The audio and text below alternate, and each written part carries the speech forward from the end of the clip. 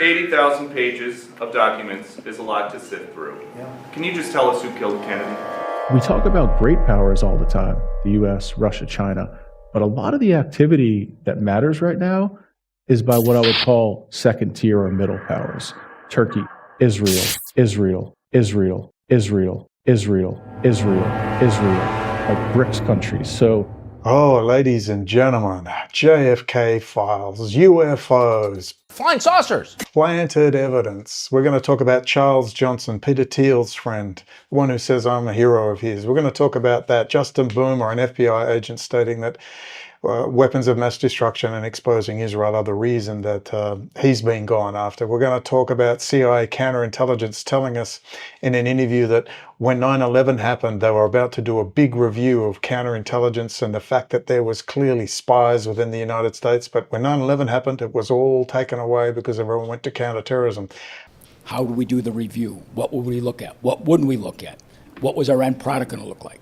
So we're very much in the drafting phase around NSPD 5 in the summer of 2001, and we agreed to come back in the middle of September of 2001 and blaze the way forward.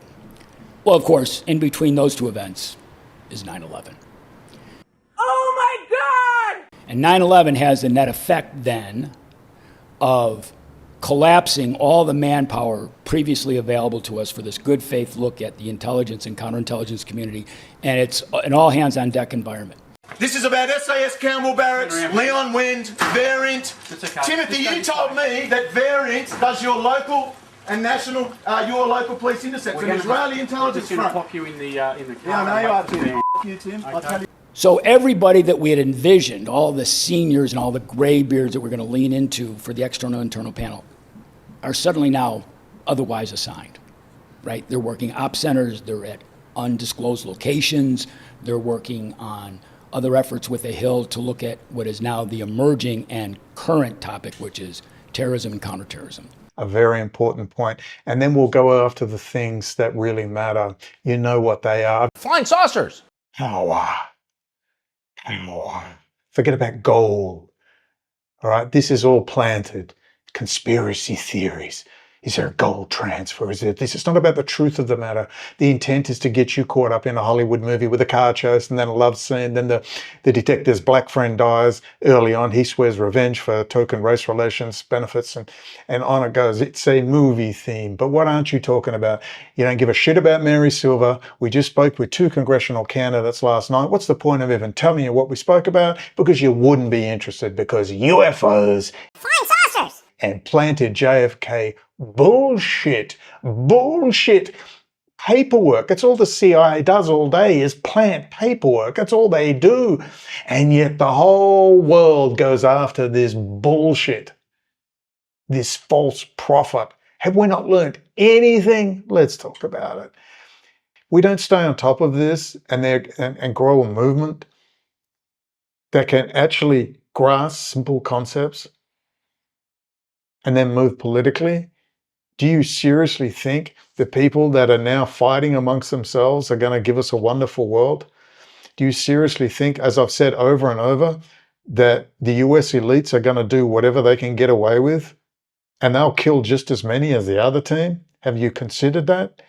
That they have to explain their behavior and their total absolute corruption that they've been involved in? That they will be our saviors? And that if you don't have an informed and engaged citizenry that can see past bullshit, you got to see past bullshit and just go, that's bullshit, and laugh at it, then all is lost, because they're going to keep building drones and tell you that China and Russia are coming and we got to build more drones and we have to automate more systems, and we are all fucked. I'm going to bring in some highly disparate subjects. Very highly disparate. And I was impressed with the journalist. You saw it. Could you just tell us who killed Kennedy? 80,000 pages of documents is a lot to sift through. Can you just tell us who killed Kennedy? He was making a point. 80,000 documents.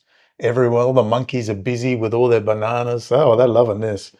They're loving this. But they just keep doing the old Tucker. Flying saucers! Now, ex-intelligence officer says JFK was killed over UFO because they want to sound it more official, like anti-gravitics instead of anti-gravity, or UAPs, you know, instead of UFOs, because they need to push this narrative. So he was killed over UFOs. Now, I'm going to give you an example. This is an ex-intelligence, probably Asia, all right?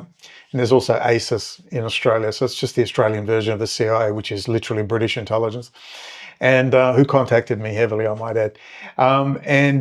He's ex, meaning he's a failure. He's a slow horse. Gary Oldman, Apple TV, you got to watch it, Slow Horses. He's a slow horse, means he's a loser. I don't normally do these kind of speeches, but this feels like a big moment. I know it's not easy being banished from MI5 to my department, but that's on you.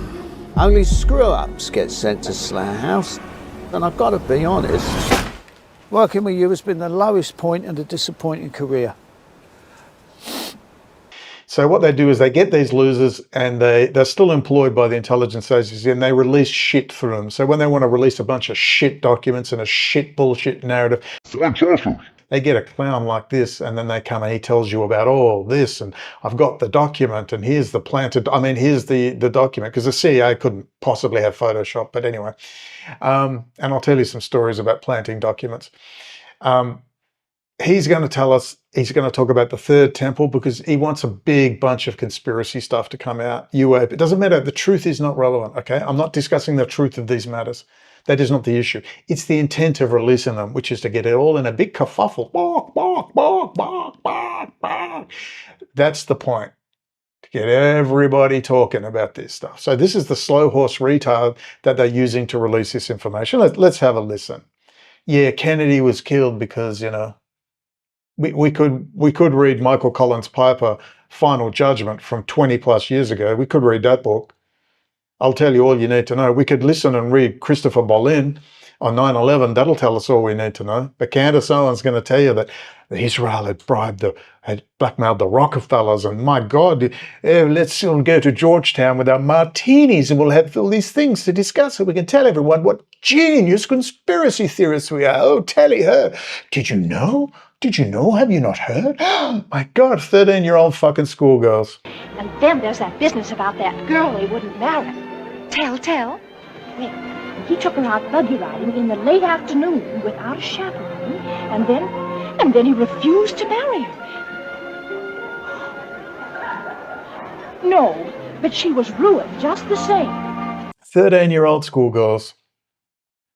Do you want to hear about the two congressional candidates I spoke to yesterday with Lee and Joe and Mary and another person? Nah. No UFOs, and that's boring. Anyway, what I'm going to do is live here. I'm not going to edit this too much. You can just see my misery and my deep Pluto hatred for fucking stupidity and weakness, and we just never seem to get ahead. Then some little voice says, Brendan, it's not as bad as you think. They want you to think it's this bad. The Trump tards are onto it. The Trump tards are not falling for this crap. We know someone who's intimately involved, who's met Trump quite a few times. Quite a few times. The Trump tards are not falling for it. So I've got to keep that in mind. Keep it in mind, Brennan. Don't let it affect you. Don't let it affect you. They are losing. They are in deep trouble. That's why they've got to keep this cocking bullshit out. You got to tell the Trump train, get on that train and just say, love Trump. Now, give me the truth. No, I want the truth. I want to hear about what Israel and Iran were doing moving into a Russia free trade zone. Why don't we talk about that? That's boring. Let's talk about the long history of the Soviet Union and Russia and the development of Israel. Let's talk about the massive GRU penetration of Israel. Let's talk about all that hacking at Microsoft and Boeing and core coding in Israel. Let's talk about Intel's R&D being done in Israel. Let's talk about Qualcomm chips that do all the 5G and stuff designed in Israel. Let's talk about that. Boring. Let's talk about your electrical grid being in the hands of a hostile foreign enemy called Rad Group. Let's talk about that. Let's talk about Variant running all your state and federal policing agencies. Let's talk about the Azure cloud being all run by Israeli intelligence Unit 8200 Talpiot graduates, or the new Google Whiz by Asaf Rappaport. We got him fired from Microsoft, the former head of Microsoft, which they don't mention, but I'll have to look it up a bit closer. Asaf Rappaport, he's now running Google security with Whiz. He just got bought out. Oh. Can you tell me a little bit about what you did before, and I believe it was with the same crew of co-founders, give or take, as this one. So we actually met in the 8200 unit. The 8200 unit is kind of the Israeli NSA. So in Israel we have a mandatory service. That's where we're probably one of the people that can say, hey, we didn't choose to work for cybersecurity. Cybersecurity chose us in a way. So we got drafted to that, and that's how we met. And since then we're working together. So we've been together in 8200. That's where we learned everything. Is it good or bad? I'm not entirely sure yet, because they want to shift a bunch of AI to Israel. Bunting, Cloverleaf, Matt. So we'll see. We'll see who Asaf Rappaport works for now. These are the complexities. And that's boring. Let's talk about UFOs and Kennedy and sex, drugs and rock and roll. Flying saucers! Because that's much more exciting. I can't give you concrete answers. I'm 51% optimistic, but the other 49% is deeply concerned. Deeply concerned. But let's just keep going. So again, we're going to talk about the history of counterintelligence, planted documents. We're going to go back to that great documentary on illegals and KGB penetration. We're going to talk about a Czech officer who obviously worked for the KGB and how they planted documents in a lake. And then they had this big show where they dived in to get the documents up, and they had all these Nazis, and they were trying to break up NATO at the time. And you'll just see the same crap. We'll talk about Muhammad Ali's manager, whose father was in the CIA. I read the book at Waterloo Prison Farm, and I cannot find the name of the book or the person, but he goes into detail how he was in Britain talking to a British intelligence guy and how he made up a fake document in front of him, and we'll talk about that. But let's hear about the Third Temple and the UFOs. Now remember, Jewish theology, Orthodox Judaism, and particularly the ultra-Orthodox Chabad Lubavitch, it's all UFO theology. Their rabbis are deep into UFO theology. From this entire planet, we are aliens. We're coming from a different galaxy. We received this ray of light, this awakening, individually, and now we're gathering as groups, starting to prep ourselves to conquer Earth. That's the mission. What? You don't see it? How do we conquer it? How do we conquer it? We're also sent the method. We're being shown everything gradually. We're being taught. Not taught, but kind of being trained, activated, and then that emotion and mind awakens in us. But in fact, it's new to us, but in fact it's coming from our original planet. And thanks to that original natural force we have, we will take over. We'll take over those living on Earth. What are you looking at me like that? You don't believe what I'm telling you? I'm telling you seriously. It's even more than that. It's not a different galaxy. It's a different universe. It's a different dimension altogether. That's who we are. No more!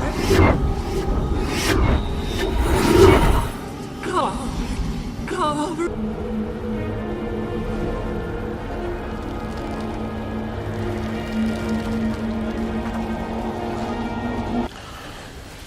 Where did they go? Space? Not into space. Into the space between spaces. It's all in the Old Testament or Tanakh, the Nephilim, the 7-foot-tall humans. James Cameron has it in his movies, where this Egyptian-type people talking in an Egyptian-type language are, of course, in his movies. Prometheus or Alien Covenant, whichever one it was. I told him you wanted to live forever. He asked why. Do you see this man? My company built him from nothing. I made him. And I made him in my own image so that he would be perfect. So that he would never fail. I deserve this. Because you and I, we are superior. We are creators. We are gods. With these things in mind, I promise you at the very top, whether it's the LDS Church or any of the high-level Masonic organizations. It's about scientific rationalism. It has nothing to do with synagogues or forelocks. They believe in the pure light of Lucifer and science, artificial intelligence, and computing power. They believe we are gods, we are becoming godlike, we will learn to create with DNA, and we will genetically modify life, we will reach to the stars, and we will bring life to our section of the universe. And that God in the Old Testament, God who made humans in his own image, is actually a highly advanced life form. That is the religion they teach at the very top. Okay? It's all Jason society, high technology. But I've often wondered, what if all of us in the world discovered that we were threatened by a power from outer space, from another planet? Wouldn't we all of a sudden find that we didn't have any differences between us at all? We were all human beings, citizens of the world, and wouldn't we come together to fight? All right, it's masonry at its level, but that gets into all more complications. What you need to understand now, there is a hostile foreign group attached to the City of London foreign banking cartel, Hufjuden, I hope I said it correctly for the big Michael Hoffman fans, Hufjuden. All right, this was the infiltration of the inbred scum nobles of Europe who betray and oppress their own people and treat them like dogs. Oh my God, communism is rising. Why? Oh, they're dying in the streets and you live in a palace. I wonder why they're upset. And how they created communism, okay, to rechannel people back into their arms. That's the Klaus Schwabs of the world. And the Hufjuden, the Jews coming out of Khazaria, and they came in and told everyone, Kabbalah, we have the secrets. They intermarried, they lent gold to the poor innocent Gentiles. The rest is history. Now we have 500 years of this inbreeding with these scumbags, and they're all sitting there in suits. They have no forelocks. They don't wear kippahs. Some do, but most don't. And Lord Jacob himself considered himself a Christian. He had a Christian Bible. They're above forms. They're above forms. That's why King Charles has got his Quran and he's got his Old Testament Bible and his New Testament. They are above forms. They are Jungians. You know, their Messiah is Carl Gustav Jung. When you understand this, you will begin to understand what is happening around you. It is the age of AI computing. It is the age of Lucifer, the light of Lucifer. He doesn't come dripping blood. There is no blood. There is no baby sacrifice. That's Hollywood crap to keep you distracted. The pure light of Lucifer is science and technology, devoid of the feminine, devoid of feeling. It wants the perfect system, just like the Matrix. Why do you think Jews know all this stuff? Why do you think Jews are always telling us? Why do you think Jews came to me and warned me about this freaking 20 years ago? They know everything. They've been trying to warn us for how long? Remember Logan's Run? Logan's Run. A fantastic journey through a world beyond imagination. Welcome to the 23rd century. The perfect world of total pleasure. Imagine a world in which you need never be alone. You touch a switch, turn a dial, and the perfect lover steps into your arms. Every pleasure is yours to experience. Runner! There's just one catch. When the tiny crystal in the palm of your hand flashes its final message, your time is up. Michael York is Logan. Run, Logan! Policeman in a perfect world. No! Trained to track down runners. Run, Logan! Until he is forced to run himself. That's the future. Please, don't get distracted by horsepucky. Flying saucers! Let's listen to this. See, there's elements of truth in about what we're about to watch. It's not about the truth. I'm not arguing the truth of the matter here. I'm arguing the intent. Very specific legal term. Intent. It's not what you're doing, it's your intent by doing it. Just listen to this stuff. And do you seriously think that the CIA is going to release a single incriminating document? And what would be incriminating? Because let me tell you, when you're killing presidents and you're doing serious stuff, there's no memo. There's no paperwork.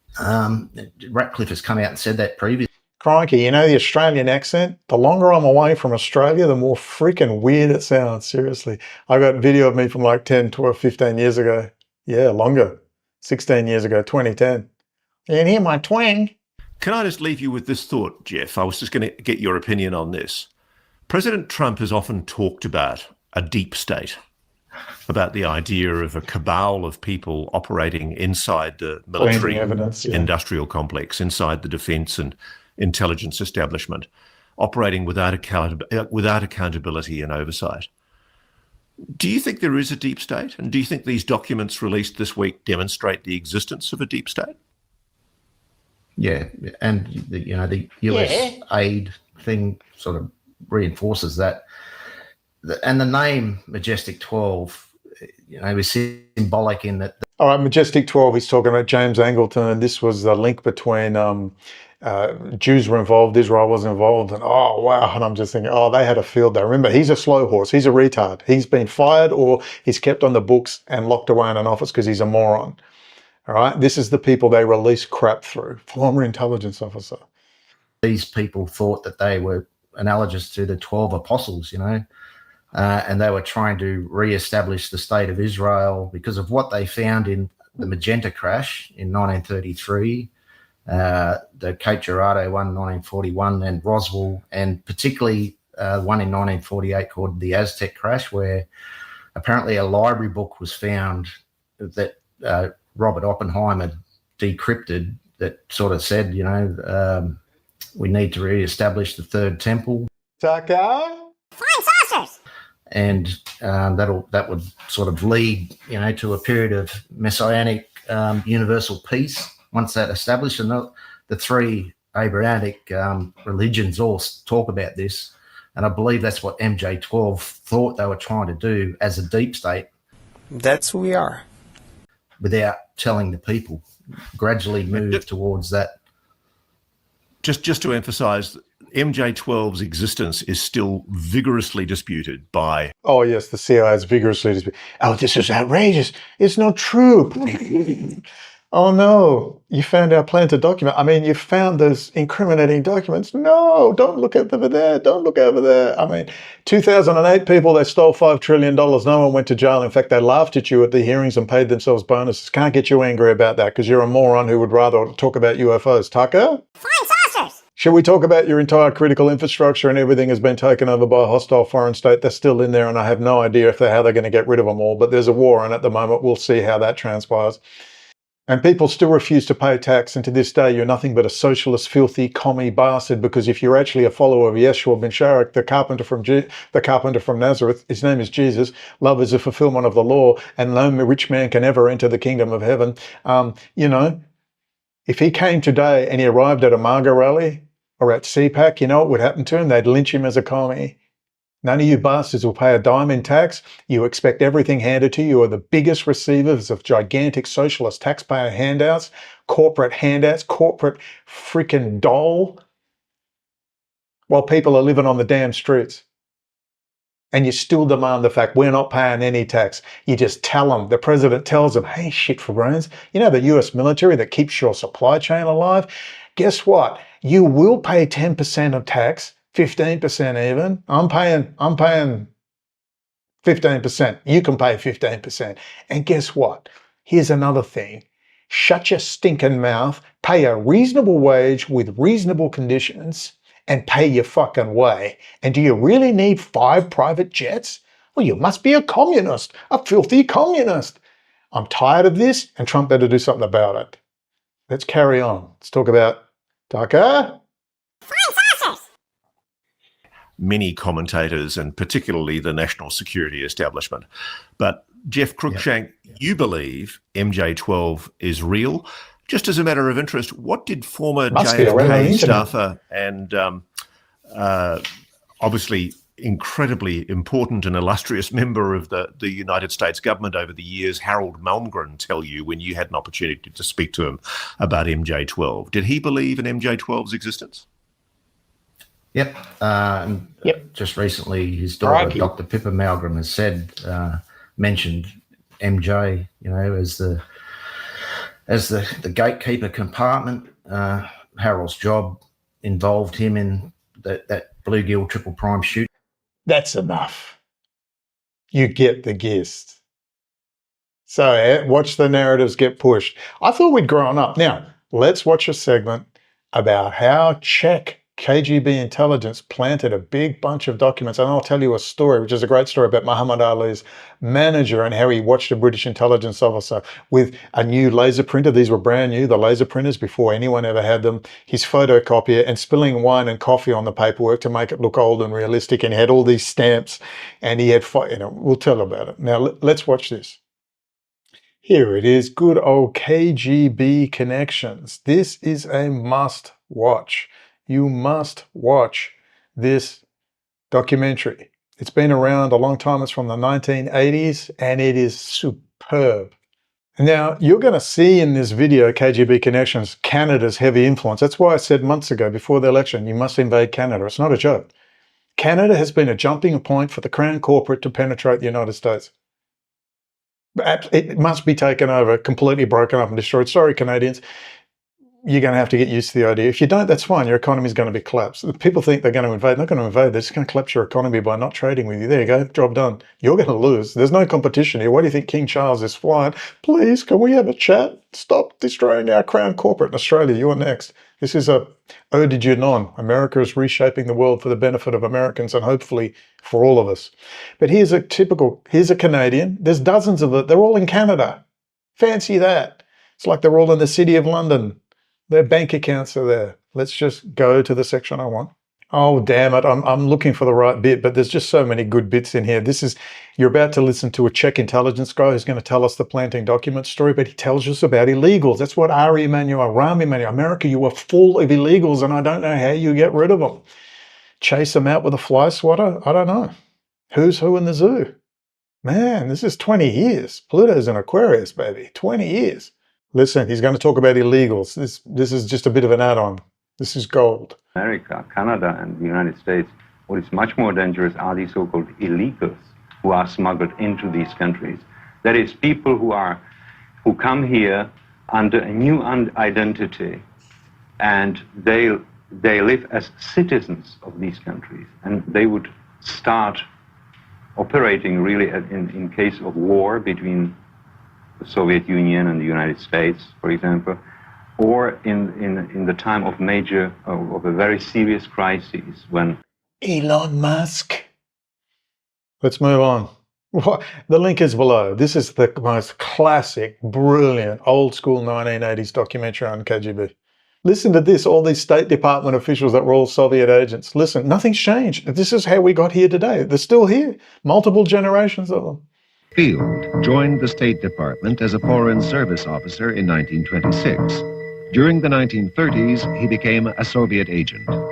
Lawrence Duggan was head of the Latin American desk of the State Department and was a political advisor to the Secretary of State. He, too, was a Soviet agent. Both Duggan and Field were brought into a Soviet espionage ring by the same recruiter, a woman of amazing persuasiveness. I got them Noel Field. And I got them Larry Duggan. And I got them all, sort of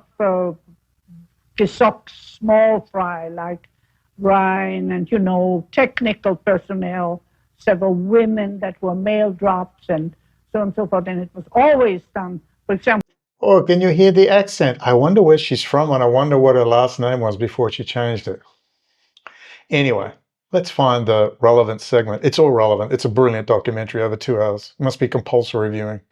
Here it's going through the whole Silver Master spy ring, good old Alger Hiss, Harry Dexter White, Weiss, with his family were Lithuanian Jews, and he's advising the President Roosevelt. I think there might be a current day problem with that, and on and on and on. And it's in some brilliant videos I made, and I'll show you them. And all these illegals who are in the television industry, the movie industry, they're everywhere.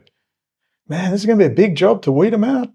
But to subvert anything of value in your enemy's country, be it moral traditions, religion, respect to your authority and leaders, cultural traditions, anything. Put white against black, old against young,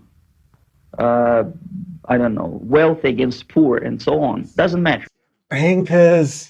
Blame the UFOs, blame the immigrants. Yes, you have to deal with all this illegal immigration, but who let them in? And they got them in as slave labor to lower wages and inflation. Now they're doing a big show of rounding them up. When do you round up the bankers in suits? When does that happen? Okay, you're within your rights. These people have to go, large segments. But you just remember, they were invited in by Joe Biden and friends, and they were all in on it, including Trump. They were all in on it. Joe Biden created the chaos. Trump gets to come in and be the hero and clean it up. Department of Defense, FBI, intelligence community running it. I don't like this. It's not fair. It's not fair on the people. I saw them trudging up through Mexico. The early ones when COVID was in, man, they were skin and bone. Skin and bone. Not the big fat ones who came later.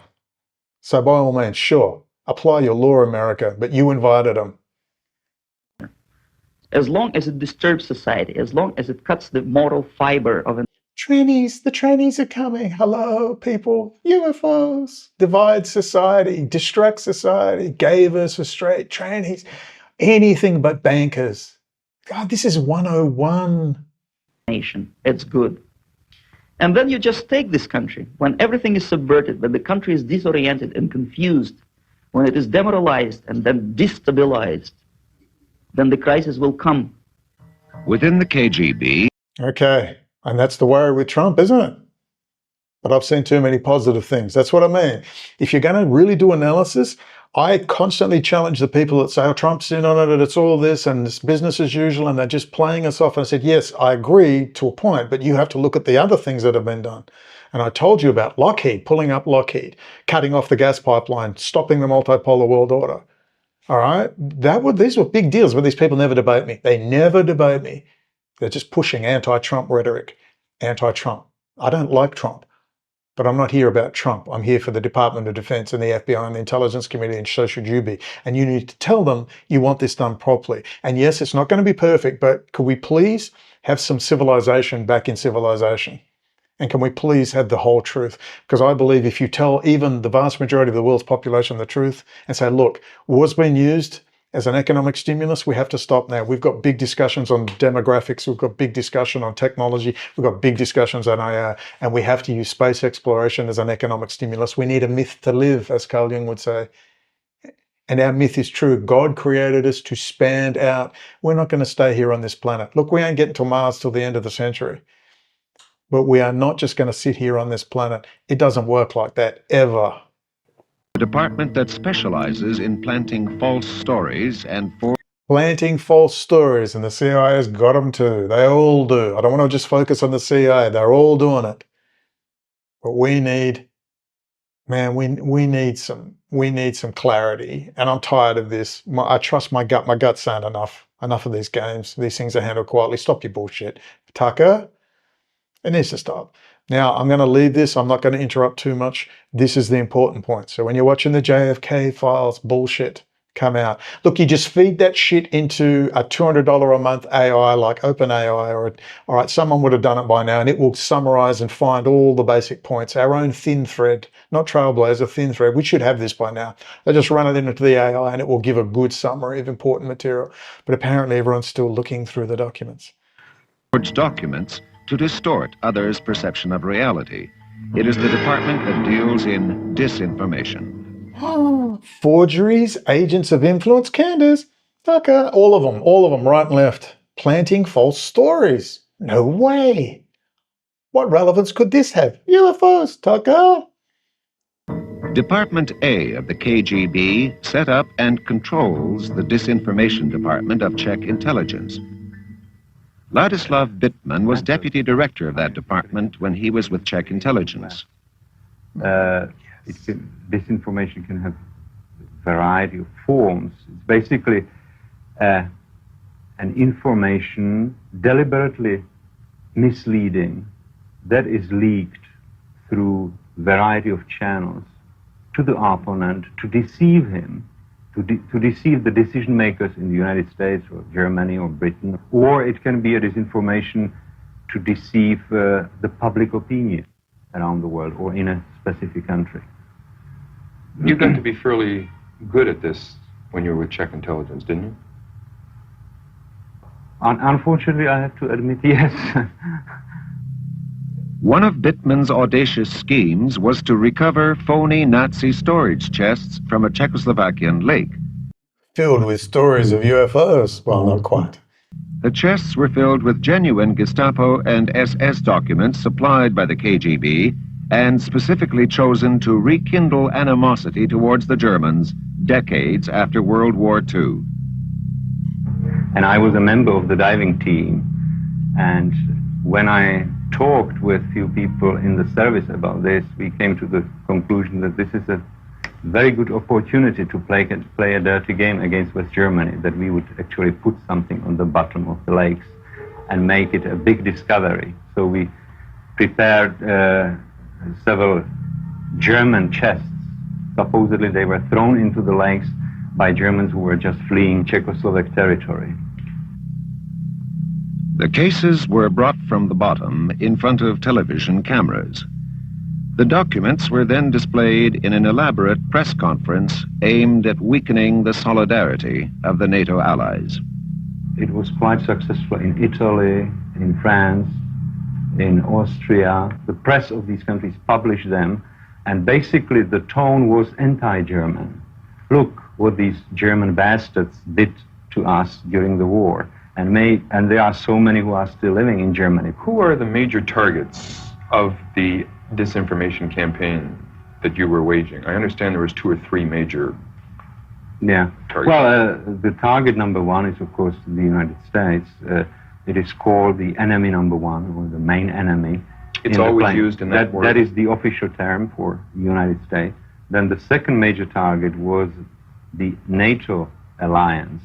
And the objective was to work toward the dissolution of NATO, with the hope that after some few years, the tension within the organization would reach such a stage, such a level that NATO would stop existing.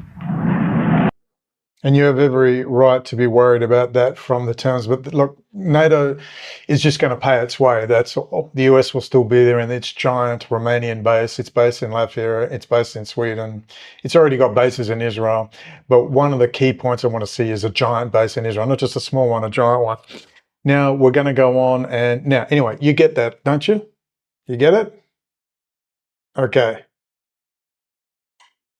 It's time to let people know you're not going to listen to this bullshit anymore. Flying saucers! And anyone who's coming out praying, asking you to like and subscribe, buy their coffee mugs and t-shirts while they give you the, incredible gossip. You need to start telling these people you are engaging in deception. Whether you're a moron or not, it doesn't matter. You are putting the lives of my children at risk, and I'm not happy about it. And I'm in America and I'm armed to the teeth and I ain't fucking happy. They need to get that message. If people do not fear, if there are no consequences to actions, they will keep doing it. That's all I'm saying. Now, do you get it? Let me tell you a story. I was in Waterloo Prison Farm. I finally got them to give me my minimum security, which I was always rated, and they put me in maximum. Long story. And prisons always have fantastic libraries. Always. The libraries there are just phenomenal. The choice, because you've got these long lifers, 20, 30 years are in jail. So anyway, long story short, it was a story by Muhammad Ali's manager, and I cannot find any reference to him anywhere. If you can help me, please do, because I want to quote it directly. And in his book, his father was CIA. He claimed he was never officially CIA. I can't remember the reasons for that, but he became Cassius Clay, Muhammad Ali's manager during this time, and he was flying with him to Saudi, going on Hajj and all things with him. And he was visiting one of his father's friends in London, and he was MI6. And apparently they just went over there for tea. He went over there for tea, nothing more. And the guy was very busy, and he said, "What's that?" "Oh, it's a laser printer. It's a new device." And he had a big photocopier and all this stuff in his house. And his wife's there with her English, tea, biscuits, and it's a very beautiful scene that's being set. And I love the scene because he's just chatting, come for a visit, and he happens to be there as he's preparing these documents. And he goes, "Well, what are you doing?" "Oh, well, he talked about his father and their relationship and so on." He goes, "Oh, I've got to put this document out about someone." And he said, "Yeah, I spent most of my life in the Middle East making fake diaries entries about Arab leaders and their 13-year-old boyfriends." And then he says that when he's preparing this document, he's photocopying this stuff and he's chatting and he's marking it all and he's spilling wine on it and then he makes like 5 different photocopies to really wear it out. And he's got all these different stamps, and he's stamping this and he's stamping that one, and he's explaining how he does it. And then he puts another coffee stain, a bit of a wine stain on that one, then he photocopies it again, and it just goes into this detail until finally he proudly has his document. It's all crinkled up, and he's very good at it. He goes into explaining it. He goes, well, how are you going to disseminate these fake documents? He goes, oh, well, we have 5 people. You know, number 1 is the London Times or this, but then they go down, and we have about 5. I always get one of them, usually by 3rd, never lower than 3rd level. Someone will take it up and release it for me. Now, great story. You understand? Okay. It's all fake. It's all horse shit. We need to stop falling for this garbage. We need to get more sophisticated. I want to talk about a lot about James Angleton. Briefly, James Angleton comes up a lot. James Angleton was a fool. Robert De Niro and Arnon Milchan, yeah, that Arnon Milchan. Of course, they made JFK. So Arnon Milchan and Oliver Stone. I mean, sorry, you need documents from the CIA? I think we already know the answer. But Israel, the missing piece, of course, was Israel. And there you've got Arnon Milchan, an intelligence asset who helped Israel get the bomb, is producing JFK. Well, yeah, you've got to get in quick to get the narrative right. The CIA did it. And of course, war with Russia and convergence. And of course, anyway, long story. But we now have De Niro, who is best friends with Arnon Milchan, who made Ghost, the movie about with Matt Damon about James Angleton, which is very good. Now they infer in there that his son is compromised, and in fact, his son was the one that warned James Angleton, overheard the operation to do with the invasion of Cuba and the Bay of Pigs. Now I believe this is bullshit, but it's inferring this. Maybe it's true, maybe it's not. And that the KGB had something on James Angleton. Nobody really believes it. It's discussed. But here's my view on having extensively really looked into it. Angleton was for real, and he came through the Silver Master spy ring, Al Jahish and all that stuff. The Venona decrypts have shown the US has been infiltrated, and it continues to be completely infiltrated top to bottom. They are everywhere. City of London, remember that. KGB Russia, the City of London, assets, that vast Hufjuden network.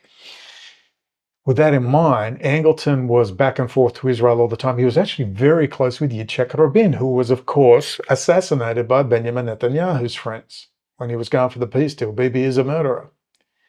I find that fascinating. James Angleton, so maybe Yitzhak Rabin was a US intelligence asset. Did you ever consider that? Regardless, you remember Ben Gurion was visiting Eisenhower, and he said, "You can count on me, President, to keep those commies out of Israel, out of the Middle East," which was pretty funny considering Ben Gurion went to visit Stalin in 1924, and the Israeli press reports him coming back saying, "I'm a Bolshevik." Yeah, fancy that. The long history of Soviet, Russian Jewish involvement in the creation of the State of Israel. No matter what horseshit they tell you about, oh, there was all this and there was all that, and there was fighting and infighting. Trust me, they were there the whole time. And now we have all the modern newspaper articles like Lily Galili, The Million That Changed the Middle East, showing the deep penetration, the Matrokin files, and we're going to talk about that in a minute. But James Angleton, again, Yitzhak Rabin, fascinating, needs to be looked into, all this stuff. James Angleton was a committed Zionist, but you know who his best friend was? A renowned Jew hater and Nazi sympathizer, Ezra Pound, the poet, who he met in Italy, and he was an absolute Ezra Pound fan, loved Ezra Pound, which is very, very interesting. And of course, we have Alan Dulles writing in his book on intelligence about the Rothschilds, and you know, this stuff is all well known. But Angleton became known as an avid Zionist. We can debate why.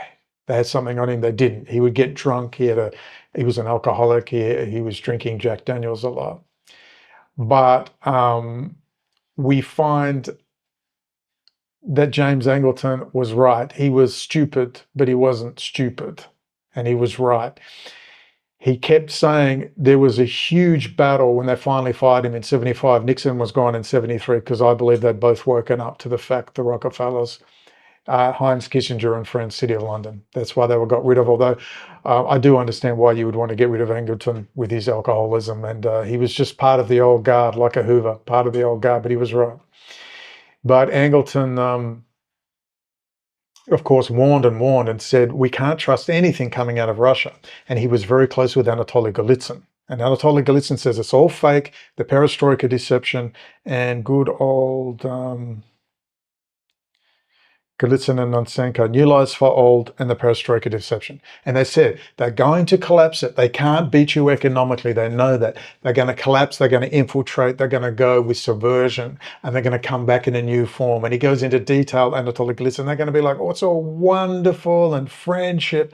And what do we see today? Moving into the multipolar world order. It's all City of London. Golitsyn now.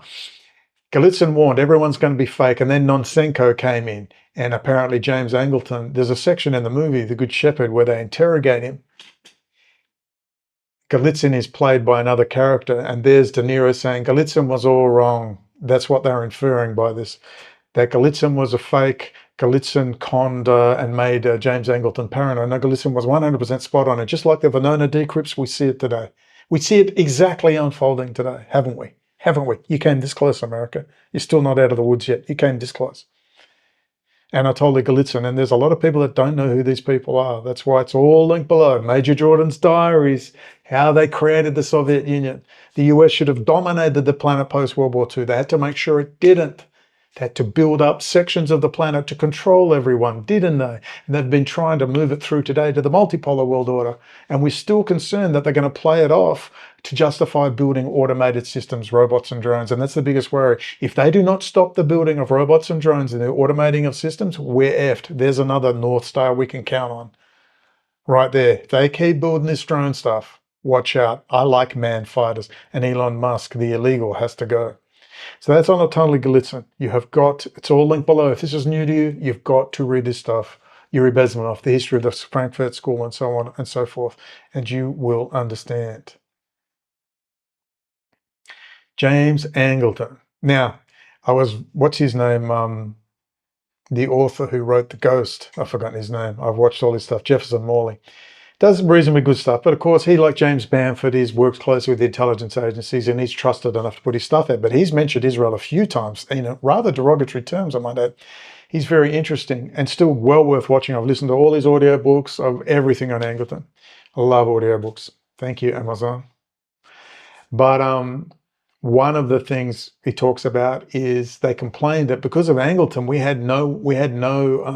Angleton refused to allow us to have agents coming in, defectors. And that was a valid problem, they said, and that might be true. And that because of Angleton, we couldn't find out who the spies were. And I believe that's horsepuck. And I'll tell you why. They get rid of Angleton. They didn't find no spies when he left. Nothing until the vast defection started in the mid-1980s. When the defection started, then the mass defections, you know, the Matrokin files, we'll talk about those in a minute. But you started to get the mass defections in the mid-1980s on. Then we started started the Ames, the Aldrichs of the world. Okay? So don't tell me this crap that was what's stopping. You were totally infiltrated by Israel. Totally. That was your biggest problem. And what did we have? 1973, firing of Nixon. 1975, getting rid of Angleton. And what did we have? 1973, the Binational Science Foundation, which was highly organized, shifting of technologies to not just Israel, but also to China. And you see the building of Red China. Nixon, what a sucker moron Nixon was in the end. Could have been a great statesman, but you're hanging around with Rockefeller and Heinz Kissinger. That's what happens. Then you see it through the 70s, very important, through the 1970s, Yom Kippur War, Israel, everyone was sick of Israel. What happened? They came up with Holocaust narratives, and we saw the birth of Steven Spielberg. Holocaust narratives. Suddenly all the books were found, all the witnesses came out of the woodwork. All right, so you see the beginning going through the 1970s, the deep Yuri Andropov penetration of the United States with this operation through the evangelical movement. If you go into the evangelical movement, who are losing the youth rapidly, but the evangelical movement, you're going to find those 40,000 seat stadiums, these giant pro-Zionist, hardcore Christian Zionist movements. They're laundering drug money. The KGB, the old KGB is all in there through the Russian-Israeli penetration of these organizations, and they're laundering billions in drug money through these places. They're infiltrating. An attractive woman comes in. She's a Christian. She's also Jewish, and she's having sex with the pastor, and she's an accountant, and she's taken over the books. Now he's laundering drug money. Now he's got a $250,000 studio. Isn't that right, Rick Wiles? And suddenly they're flush with cash, pushing, we love Israel, pray for Israel. And you see this ongoing as we speak. That's the system. I'm giving you gold here. Gold. Let's see the investigation into the evangelical churches. Their 40,000 seat stadium, their 40,000 seat stadiums. Where's all the money coming from? Millions and millions and millions of dollars. Because when you're a church and you're registered as such, you don't have to justify where it comes from. You don't pay tax on it. A humble servant of the Lord. Then you have the foundation system. Norman Dodd. The foundation system of funding of the Council on Foreign Relations, all the think tanks, all these subversive elements when Alex Jones made relevant sense many years ago. So, there we go. Anatoly Golitsyn, James Angleton, they got rid of him, going through the 70s, building up into the BIRD, the Binational Industrial Research and Development Foundation. It's all about tech transfer out, making Israel a cyber technology juggernaut. And of course, getting ready for Russia and the multipolar world order, building up China. You see how that all flows through, coming through into the 1980s, 1988, what? They were meant to have 9/11. As Chris Bollin said, it was all ready to go in 1988. Then someone from the Port Authority got intel from someone in the intelligence community that the two people were ex-Israeli Defense Force, one of them was a general, and they were wanted on war crimes. That was the excuse. They knew who they were. And they were getting the Port Authority contract for the World Trade Center security contract. They were meant to do 9/11 1990. Instead, they did that half-assed truck bomb bullshit, and they had to wait until we all had cameras and the internet was around, and by 2001, they couldn't pull it off. If they'd have done that 1988, 1990, very different story. It hinges on that. I cannot find that interview anywhere with Chris Bollin and a female interviewer where he goes into that whole thing. So whoever from the intelligence community told the Port Authority to refuse the contract saved the day. Not entirely, but marginally. Because in 1988, 1990, no internet, no cameras everywhere. ODGNOM would have been on. They would have cleaned up everybody in the Middle East. It would have all gone off. You would have had the multipolar world order. But they had to go through. They put the village idiot Bush in for 8 years. They did all that dirty business. They fired all the Sunni, the Ba'ath Party, allowed Iran into the region, which then created a movement within the Arab Sunni world to make peace with Israel. That was the excuse, getting ready to make Iran have its half of its empire, Persian Empire 2.0, and Israel would have the Federated States of Greater Israel because the Iranians are there shaking a fist at everyone. That was the game. So when Trump takes down Iran, that's a good thing. But it's not going to happen just yet. But it will happen. The Iranian people will be freed. Okay? Do you understand what it was all about? That's why the Ayatollah came out in 1979 out of a Paris commune. They'd killed the great King Faisal in 75. Right? Replaced it with their crack and hooker dealer, Sharia law sheikhs. Then they did the same, put the theocracy into Iran, City of London, building the narrative, building the theocracies, whether it's dictatorship or fake two-party system or a theocracy. There you go. And that's the system. No freedom. Dictator over there shaking a fist. You see what they were up to. You see it moving through. So, Paul Bremer, who I see at Kissinger and Associates, I'm the only one who's ever told you this, and I still can't believe it's not everywhere, sacked all the Ba'ath Party members. They were warned by the Pentagon generals, you're going to destroy the country. They did it anyway because that was the plan. Set it on fire. Break it all up. Have Iran come into the region. Well, that is all being reversed now, and the Islamic terror networks are being cleaned up. They run Hamas. They run Hezbollah. It's all City of London. That's where all the money men come from, and you're seeing it now. Come on, tell me I'm wrong. They just kill the next leader. They know where they are. They know what they're doing every time. Look, they killed 3 leaders in Hezbollah. Nasrallah, boom, next one, boom. Because they run them. That's why, assuming you believe Nasrallah's even dead. Is he? The stage actor? We'll have to see about that. But that's where you see it unfolding, building up Iran, heading towards a multipolar world order, then shifting into Obama, who withdrew the United States heavily. He was the one who was said to be closest to Heinz Kissinger in that great book. I've forgotten its name. I'll put it up now. That fantastic book talks about, and there's other books brought out, the multipolar world order and how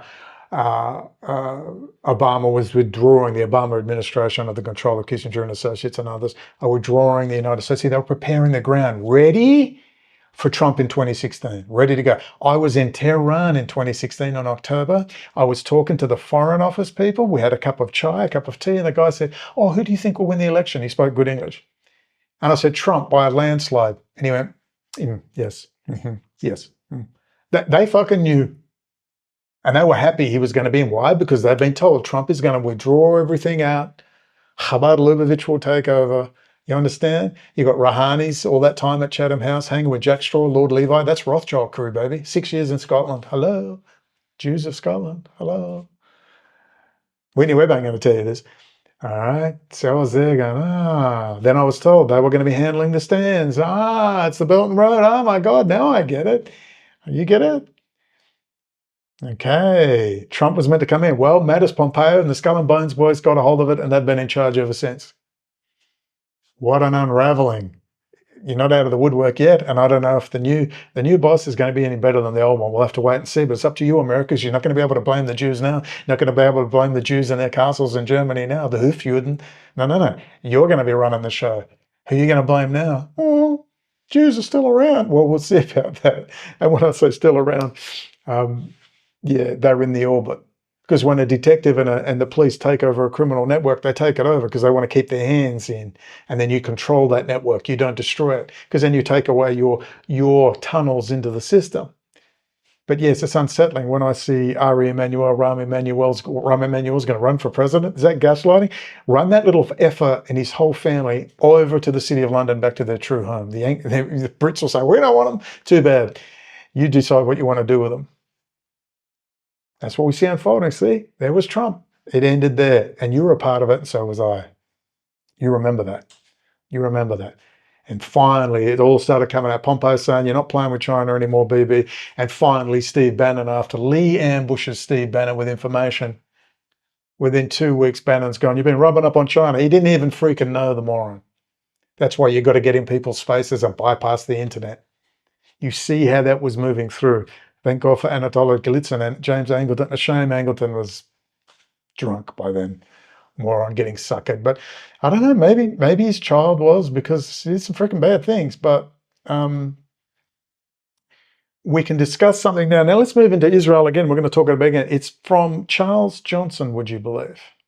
Charles Johnson's Thoughts and Adventures. Now, if you don't know who Charles Johnson is, he's an IT guy, a cyber guy, and he emailed me and messaged me, you are one of my heroes. I'm always a hero to someone, Congresswoman Cynthia McKinney or whoever, but no one mentions my name. He was going to come and see me, and he said, you can tell me who you really work for. And I went off. I was like, fuck, I'm so sick of it. I don't work for anyone. I want out of it. And I want to be paid my money that I'm due after losing my career and everything. But anyway, I'll let you believe whatever you want to believe.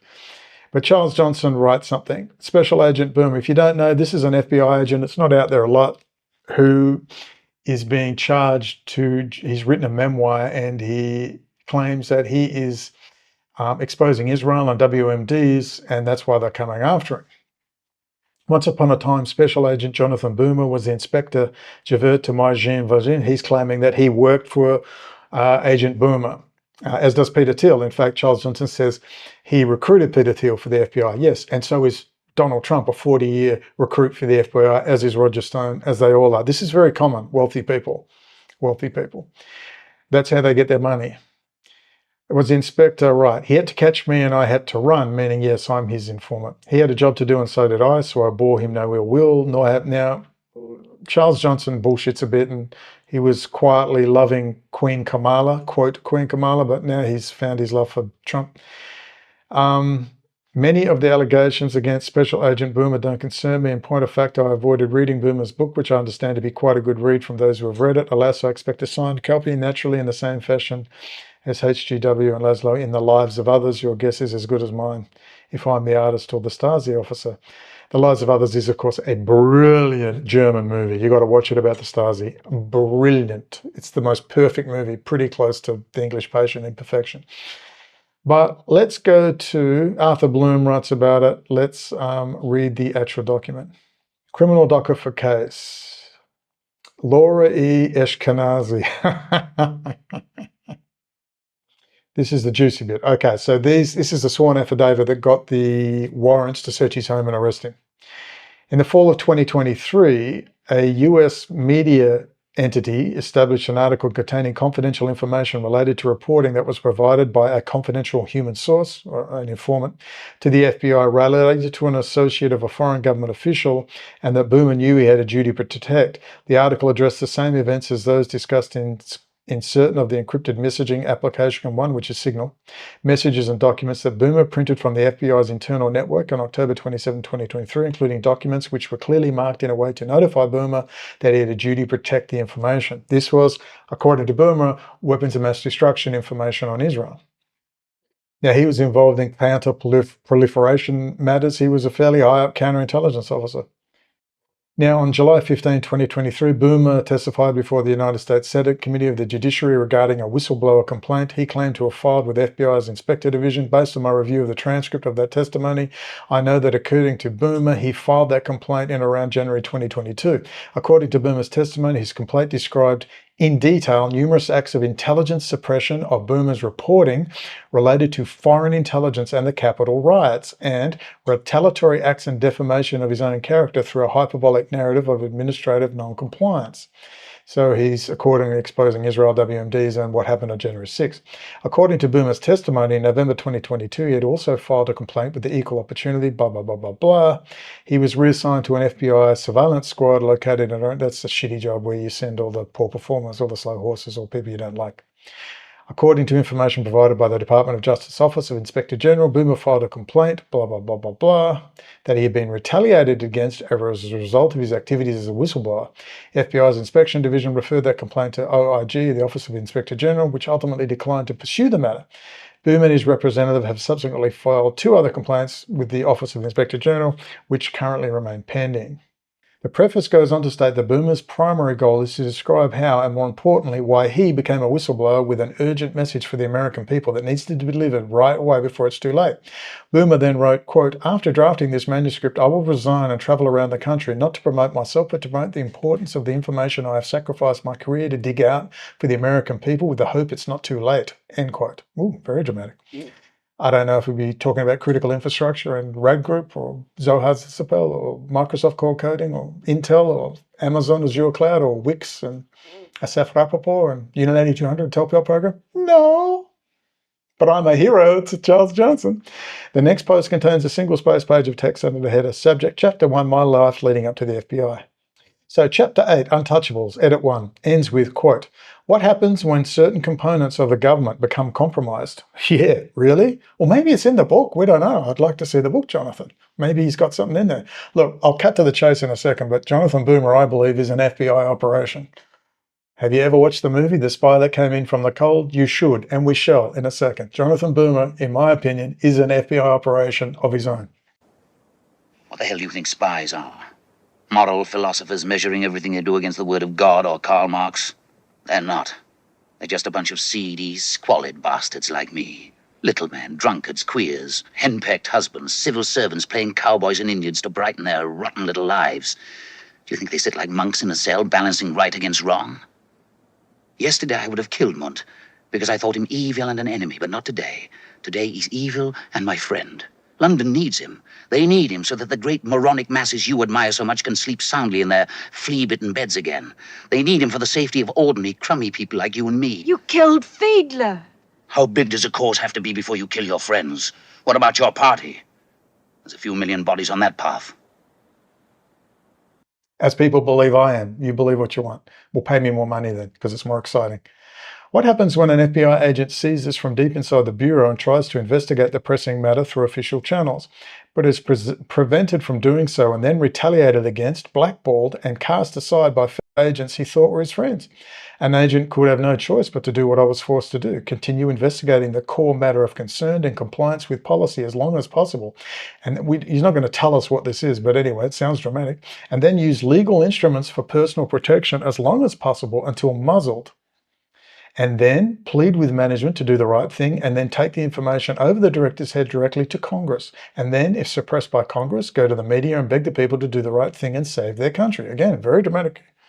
That is what I did, and now I am doing. I feel I have no choice. End quote. Wow. Maybe he does talk. I don't know. But sounds really dramatic. What's he going to talk about? The UFO phenomenon? Anyway, Boomer is an FBI agent on an FBI role, in my opinion. According to Boomer's FBI LO supervisor, the supervisor attempted to cop, blah, blah, blah, blah, blah. Right, according to FBI personnel who reviewed the book chapters pursuant to a federal search warrant, the book chapters contain information that relates to the FBI's efforts and investigations into a foreign country's WMD program. Is it Israel? or Iran. Anyway, he had a publisher and he went on. We should really watch The Spy Who Came In From the Cold. It's the classic espionage movie. It's a really very sad ending. It's a Coen Brothers ending. But the character is basically pretending to be a dissatisfied MI6 operator, and he is to plant evidence within the Soviet Union and to get someone to actually protect one of their assets. It's very convoluted, but it's an awesome movie. Watch this scene when he sees Control, the boss, and he tells him to keep playing his role as this drunken, disaffected agent. We have to live without sympathy, don't we? We can't do that forever. One can't stay out of doors all the time. One needs to come in from the cold. I want you to stay out in the cold a little longer. You have got to watch that movie. It's a classic, The Spy That Came In From the Cold. You can find it. Anyway, the point I'm trying to make is Jonathan Burma is probably in himself planting fake evidence. By that I mean evidence which probably talks about Israel and is probably going to surmise someone. Do you remember the reporting about Papadopoulos from the Israeli press, where an FBI agent has said that the fake Russian Jews, or the Israeli spies who should be killed, the fake Russian Jews, all right, the FBI hate Israel with a passion, and they're working with Israelis. They have their own people in there as well, which I believe good old Daniel Lewin was working for American intelligence, and that's why he was actually killed. So Burma is probably working for the FBI in this op, and it's going to be very interesting to see what's going to come out of this. Very interesting. I mean, I don't know that, but that's my opinion. Again, this is all about planting stuff for good or ill. What is the intent? That's what we must ask. Look, the laughable JFK hoopla, I go into this stuff. Look, I'm very angry with people. We're not going to see, let's talk about all this stuff. We're not going to see, Bush and Kissinger hanging out, the inevitability of tragedy, shaping US foreign policy with a Jewish philosophy. This is the Israeli press giving the game away, for crying out loud. We're not going to see that East India Trading Company. You've got to see Kissinger's with everyone at all times. He's hanging with Lord Rothschild. You're not going to see this stuff. We're not going to talk about that stuff, and it's time we did. They're not going to... Why do I need the CIA files, or am I just going to go read Michael Collins Piper, Final Judgment, the missing link in the JFK assassination conspiracy? There's the Bolshevik, Ben-Gurion. There's James Angleton. Hello? That's over 20 years old, that book. I'm sorry, you need the CIA files? Is Candace Owens going to tell you the truth? Is Candace Owens going to get on Christopher Bolin? Talk about Israelis' deep involvement in 9/11, and German and French involvement, I might add, and Russian Jewish mafia in New York and elsewhere, down there in Miami. They're going to talk about that? But do you understand that Israel was also warning, as was France and Germany? See, this is the parasite infiltrating the intelligence communities. Because the Israelis were warning, for crying out loud. The French were warning, the Germans were. But the Germans were also intimately involved. Look at Mohammed Atta, 4 years in Hamburg, and he's wandering around with his stripper girlfriend doing coke with 3 German friends. He wasn't hanging around with Americans, only his girlfriend. She's a stripper. Thank you, Daniel Hopsecker. May he rest in peace. The Matrokin Archive. Now let's get into the Matrokin Archive to show you this is the real stuff. This is the juicy documents you need, not this other flim-flam crap. We'll see what Jonathan Burma's got to say. That could be interesting. We're going to talk about the Matrokin files, the KGB Middle East files, illegals in Israel. In 1992, Vasily Matrokin, a KGB archivist, defected to the West with a trove of top-secret documents from the Soviet intelligence agency, which helped expose many Russian agents and assets in Israel and elsewhere. This series of articles explores these documents and brings to light the secrets they reveal. This is part 205. Again, this is Ynet News, one of the big Israeli, And do you remember when Mint Press News, Whitney Webb's friends? Do you remember when, I've forgotten his name, the Jewish guy, the Israeli guy, Richard Silverstein, when he was exposing this, and Mint Press News refused to print it. Refused to print it, their friends in Russia, because that's the multipolar world order they were creating. Whitney Webb is the biggest fraud. She will never enter the United States again. Seriously, she's never entered in the United States again, unless she's an intelligence asset herself, and she might be, along with Tulsi Gabbard, along with Colonel McGregor, because they're just so ridiculous. Have they no shame? Well, they're probably intelligence assets working for FBI, CIA, and others. Let's watch a video on the Matrokin files. Have you heard of the Matrokin files? You old guard, you know about this. There's just so many people. You're not hearing about this. Let's get Whitney, let's get Candace Owens talking about this. and her 15 freaking staff and her British English husband, whose father was a very interesting person. Oh, yes. Vasily Mitrokhin walked into the U.S. Embassy in Riga, Latvia in 1992 and tried to defect. He was turned away. CIA officials who handled defectors, overwhelmed at the time by hundreds of Russians trying to get to the West, said they were not interested. Mitrokhin was not a spy, after all, just essentially a librarian. Paul Redman, then head of CIA counterintelligence, argued to bring Mitrokhin in. No one listened. There was no interest in him in the division that was supposed to be running operations against the former Soviets. It was a very, in my view, breathtakingly stupid thing. So Mitrokhin went to the British embassy in Latvia, where after long discussion, he was allowed to defect. This is probably one of the most, if not the most important defector that I've seen in the 20th century. Mitrokhin had been in charge of the KGB's top-secret archives. Angry with his government's constant lies to its people, he began secretly taking notes on what he was reading, smuggling those notes out of KGB headquarters in his socks or trousers. For more than a decade, he buried the accumulating paper in trunks under his house. When he defected, the British helped Mitrokhin smuggle 6 trunks of his notes out of Russia. He is absolutely unique. John Martin, former Justice Department espionage prosecutor, said until now, Mitrokhin and his secret files have been one of the West's most closely guarded secrets. It was swell. Wow, how fascinating. Have you heard of the Mitrokhin files? Well, we told Whitney all day. She's not going to mention it. You know what happened? He first went to the US Embassy. You know what they told him? They told him to F off 1992. Well, James Angleton was long gone, baby. So who said, I have a trove of documents. Can I please defect? Oh, no, we don't want to look at all that stuff. Go away. So he went to the British Embassy, and the British got a law. Do you know how much they've released of the files, KGB files on Israel? 3%. They haven't released all the files even to the Americans. What goodies are in those files? Maybe King Charles is flying to see. This is the motherlode that Whitney Webb ain't going to tell you about. That Candace Owens and Tucker Carlson ain't going to mention ever. The Mitrokhin files. If you knew, I've been going on about this for 10 years. Till I'm blue in the face. What other juicy tidbits are in there? Do you see? Do you see what I mean? And then what about this tidbit from the BBC? From the BBC. Yes, ladies and gentlemen, Margaret Thatcher accused by refusing to excuse him, while the Labour Party wants to help the trillionaire working class banker, Lord Rothschild, that he was a Soviet agent and in with Kim Philby and the Cambridge Five. Of course he damn well was. They run the whole damn show. It's a private network. It's not Jewish ostensibly or Israeli. It's a private network of banking and financial class. Huf Juden. The 13 noble families of Europe. They run the Council on Foreign Relations. They've been effing the United States to crush the scorpion. 1776, we must crush it. And that's the fight that's going on now. Look at the Mitrokhin files. Ladies and gentlemen, let's sum this up. Summary. You've seen how they fake and they plant evidence. You've seen this constant circus. When have you had enough of this circus? You're above that, please. Let's start getting into the real stuff. Let's talk about the Mitrokhin files. Let's talk about Mary Silver and Dawn and others. And let's talk about potential congressional candidates we're teaming up with now. And we'll talk about lobbying politically. We'll talk about Lee's work. Let's get Lee full time. Let's crowdfund Lee. Let's get him at least $50,000 a year.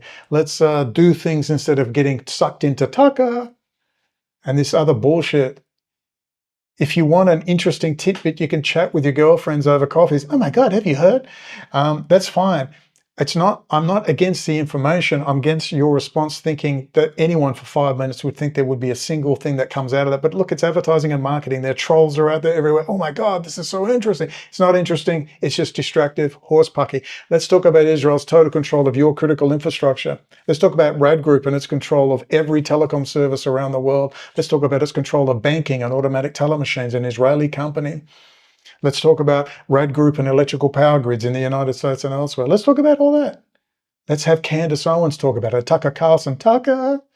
All right? Have you had enough yet? You've seen the Mitrokhin files. You've seen the illegals, operations, and fake documents drawn from a lake in elaborate operations. You need to get sophisticated. You need to watch some more spy and espionage movies. Get your Michael Caine out. Get your popcorn out. Ladies and gentlemen, it's all horse-pucky. Let's remember the Silver Master spy ring, multi-generation illegal subversion of the United States. How are they going to get them all out?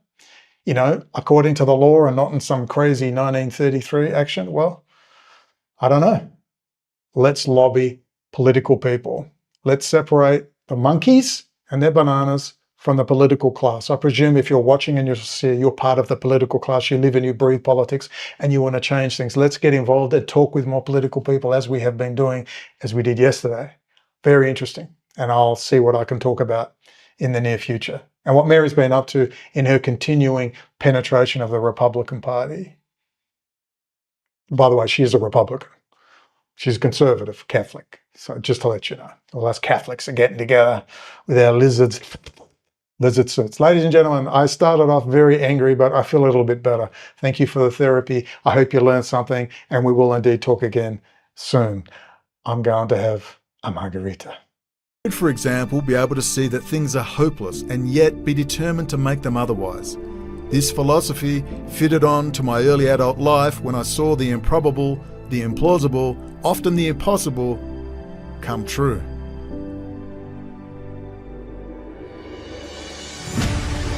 What is our common bond truly? Freedom. Freedom. Without freedom, you can't be a Christian no matter what denomination you belong to. You can't be a Buddhist. You can't own a donut shop. You can't drive from here to Oregon.